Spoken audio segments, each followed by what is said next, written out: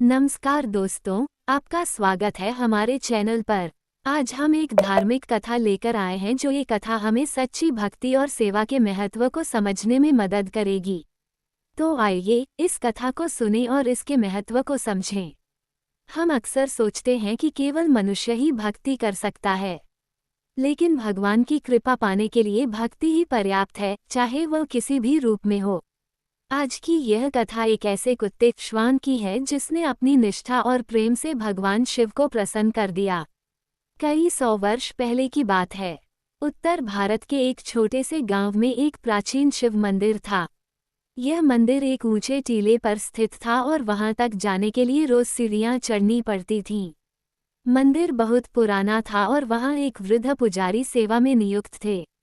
वहीं गांव में एक भूखा, लंगड़ा कुत्ता भी घूमता था।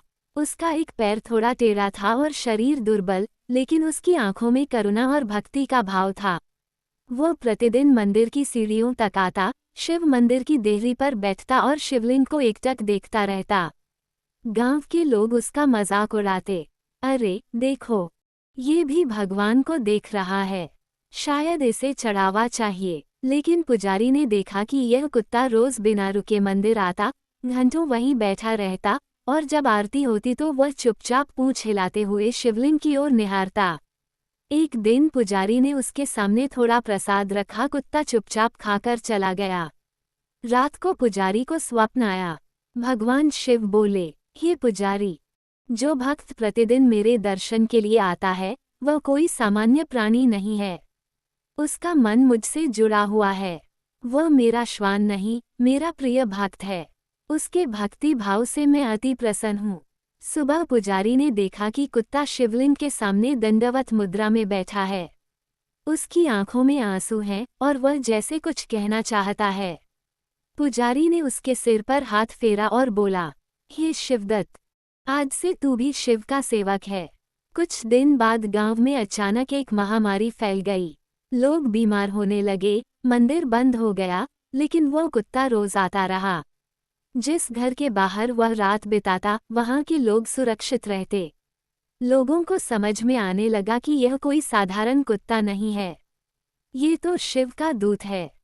एक रात्रि वह कुत्ता चुपचाप मंदिर की सीढ़ियों पर लेट गया और शांत हो गया। सुबह पुजारी ने देखा, वह अब जीवित नहीं था, पर उसके मुख पर संतोष और तेज था। उसी समय पुजारी को फिर एक स्वप्न आया।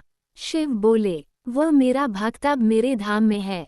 उसका जन्म पशु रूप में था, लेकिन उसने मन से जो प्रेम दिया वही मेरी भक्ति है। भक्ति के लिए जाति, रूप, भाषा या शरीर मायने नहीं रखता। शुद्ध हृदय और समर्पण ही सच्ची पूजा है। भगवान सबकी भक्ति स्वीकार करते हैं, चाहे वह इंसान हो या पशु। धन्यवाद दोस्तों, आशा है कि आपको यह वीडियो पसंद आया होगा।